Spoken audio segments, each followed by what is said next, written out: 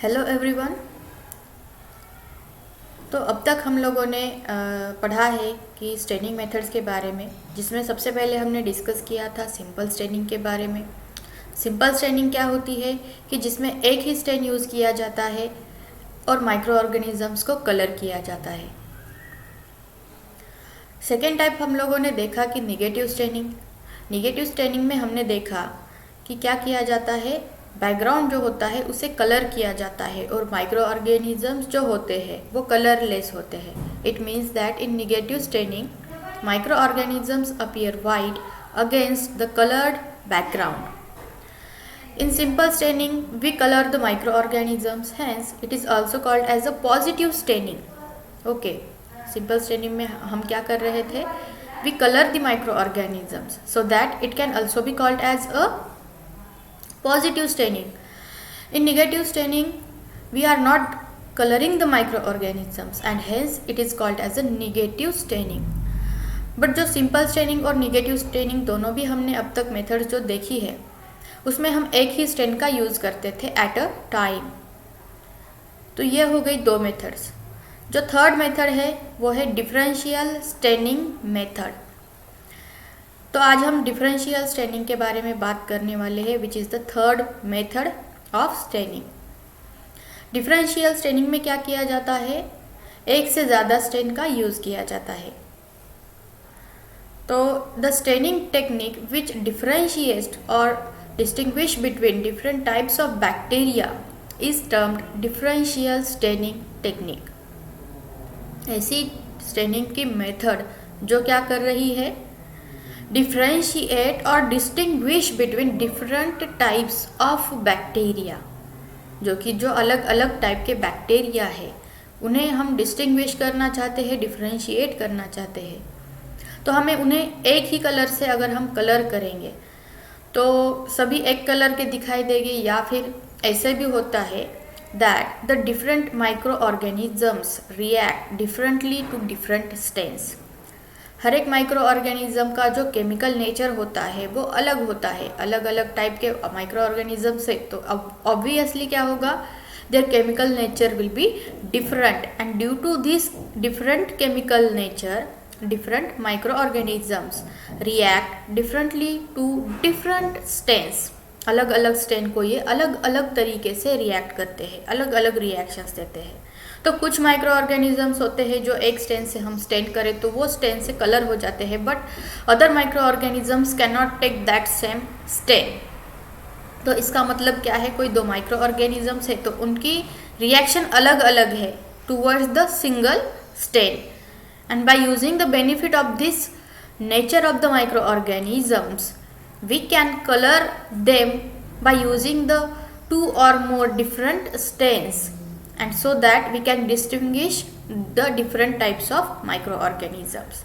तो इसी बात का हम बेनिफिट लेके क्या करने वाले हैं कि अलग अलग स्टेन्स यूज़ करेंगे, जिसकी वजह से क्या होगा, केमिकल नेचर माइक्रो ऑर्गेनिजम्स का अलग होगा, they will react differently to different stains and अलग अलग टाइप के अलग अलग कलर्स के हमें माइक्रो ऑर्गेनिजम्स ऑब्जर्व करने को मिलेंगे। तो यही बेसिक प्रिंसिपल है डिफरेंशियल स्टेनिंग का, that the different micro organisms react differently to different stains due to their chemical nature. And in differential staining we use more than 2 stains और more than 1 stain. So there are again different types of the differential staining method. तो उसमें है gram staining है, जिसमें हम crystal violet और सैफ्रानिन ये 2 stains use करते हैं। और उसके बाद में दूसरी एक मेथड है एसिड फास्ट स्टेनिंग है।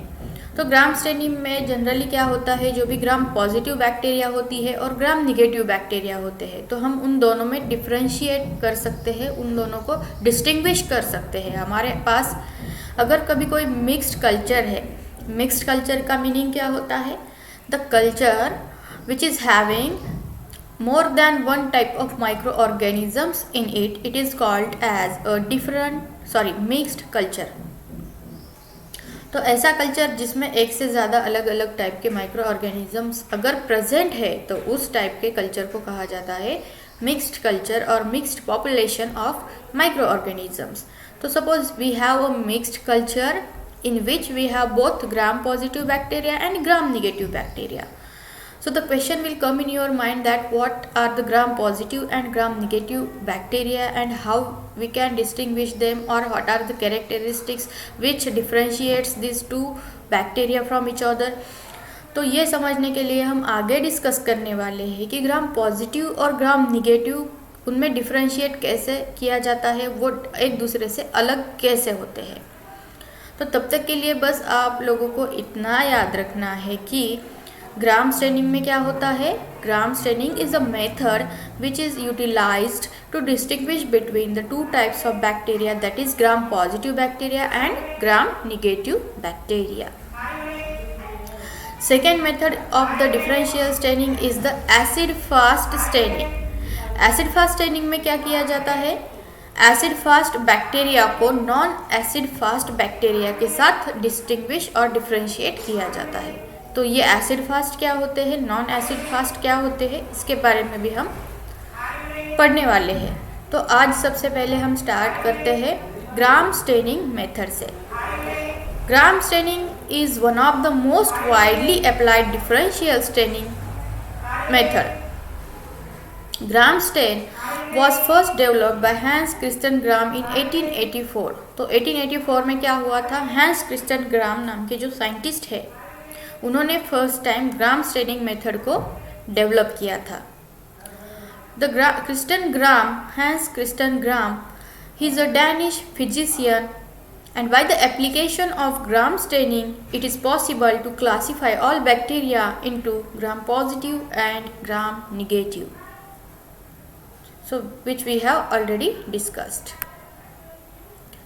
In this staining procedure the bacterial smear is subjected to a stain। तो इसमें क्या किया जाता है, बैक्टीरियल स्मेयर बनाया जाता है। हमने देखा कि कोई भी स्टेनिंग परफॉर्म करनी हो हमें तो सबसे पहले हमें क्या करना पड़ता है, we have to prepare a smear, और उस स्मेयर को हम क्या करते हैं, उस स्मेयर के ऊपर हम स्टेन्स ऐड करते हैं।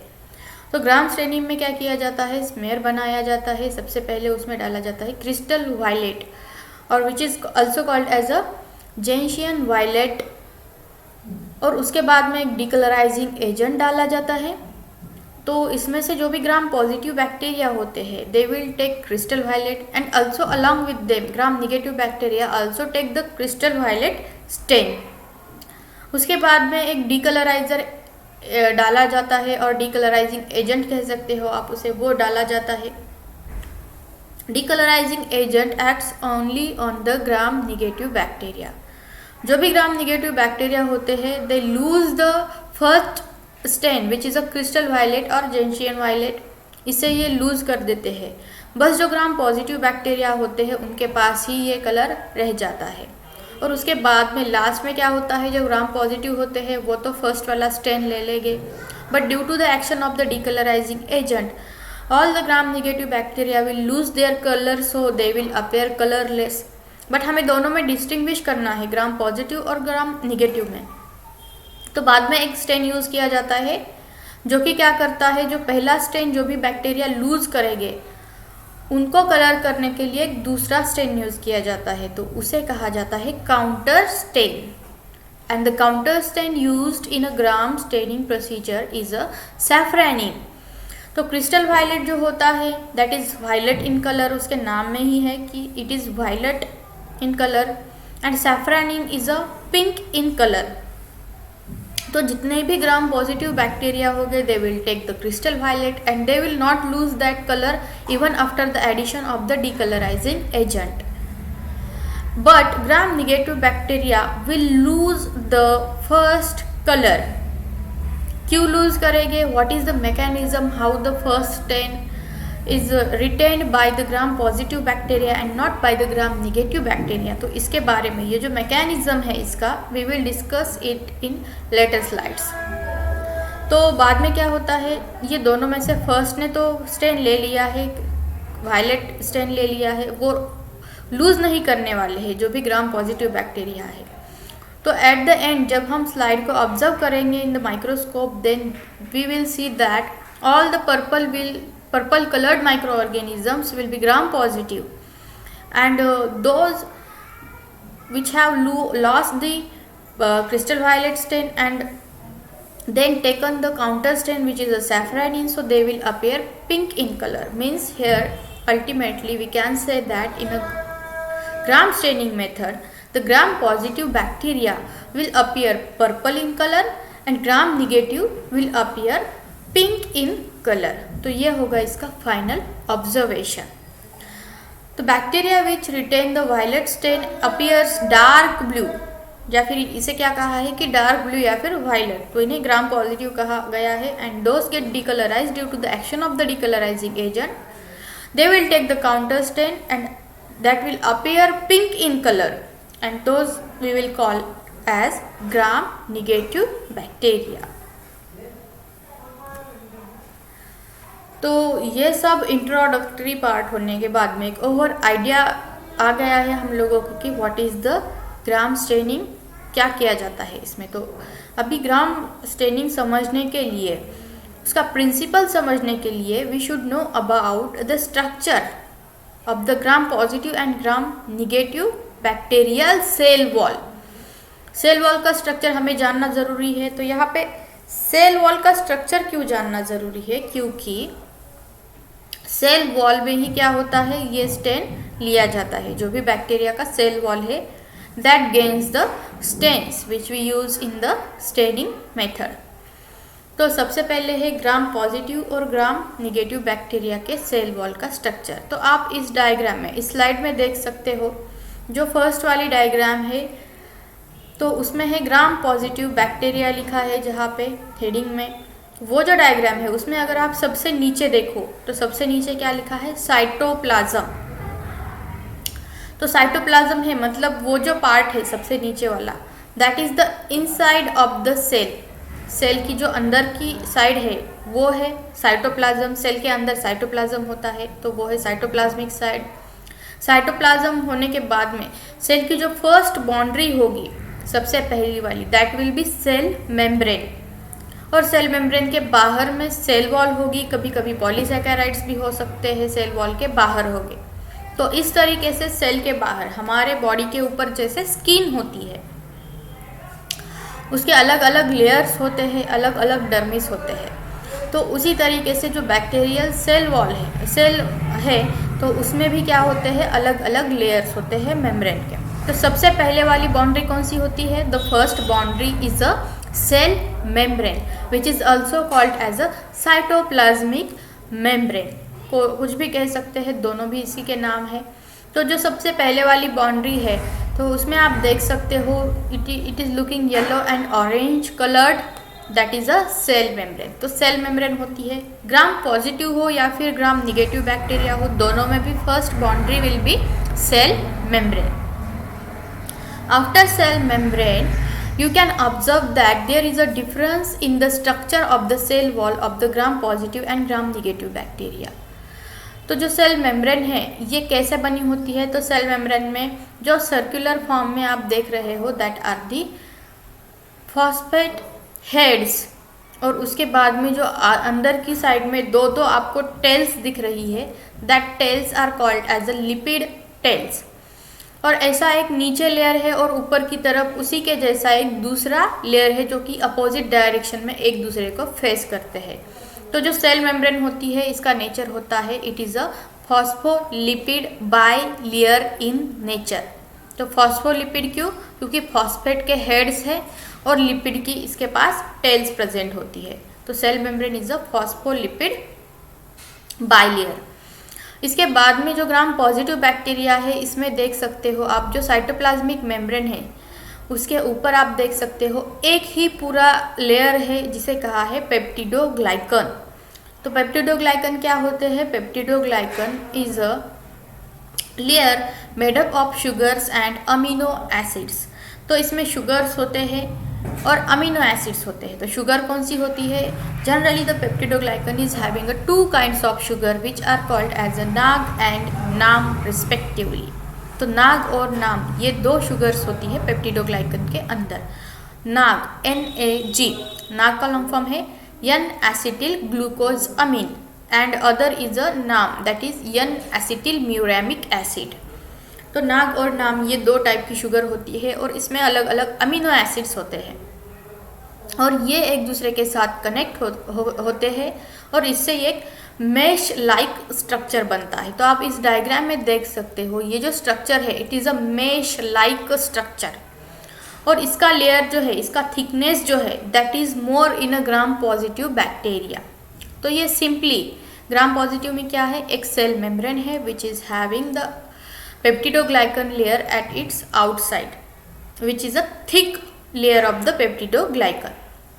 In contrast with the gram positive bacteria, in a gram negative bacteria there is a cell membrane and outside of which you can see that there is a periplasmic space. तो यहाँ पे periplasmic space है, बहुत सारा space है और उस space के अंदर आप देख सकते हो कहीं पे बहुत छोटा सा थिन सा एक लेयर है विच इज़ अ पेप्टिडोग्लाइकन लेयर। और पेप्टिडोग्लाइकन लेयर जो है बहुत थिन है, पेरीप्लाज्मिक स्पेस के अंदर प्रेजेंट है, अमाउंट बहुत कम है इसका। और उसके बाहर फिर से एक बार देखें हम तो क्या है, there is also one outer membrane which is also having a phospholipid का सिंगल लेयर है उसके साथ एंड उसके बाद में उसके पास है लिपोपॉलीसैकेराइड का एक लेयर है। और ये जो ब्लू कलर में सभी मेम्ब्रेन्स में आप देख सकते हो this are proteins embedded in the membranes which forms the channels or porins in the membrane। तो ग्राम निगेटिव बैक्टीरिया में अगर हम देखें so there is a very thin peptidoglycan layer as compared with the gram positive bacteria and the lipid content in the gram positive bacteria is less than which is present in a gram negative bacteria because the gram negative bacteria are having one plasma membrane which is made up of और cytoplasmic membrane और cell membrane, इसके 3 नाम है, plasma membrane, cytoplasmic membrane या फिर cell membrane. तो cell membrane में तो इसके पास लिपिड बाइलेयर है ही बट इसका जो पेप्टिडोग्लाइकन है वो थिन है और इसके बाहर फिर से एक लिपिड का मेम्ब्रेन है। इसका मतलब क्या हुआ कि ग्राम निगेटिव में lipid contents are more than the Gram positive bacteria and in gram positive bacteria peptidoglycan is more in amount as compared with the gram negative bacteria. So in this way this is the overall structure of the cell wall of the gram positive and gram negative bacteria और इनमें क्या difference है इसके बारे में हम लोगों ने डिस्कस किया है। This concept is very essential to understand the mechanism of the gram staining। तो बस आज के लिए इतना ही। नेक्स्ट लेक्चर में हम जो रिमेनिंग पार्ट है ग्राम स्टेनिंग का मैकेनिज्म और द प्रिंसिपल इसके बारे में डिस्कस करेंगे। Then we will discuss about the procedure of the Gram staining method, then observation and its applications.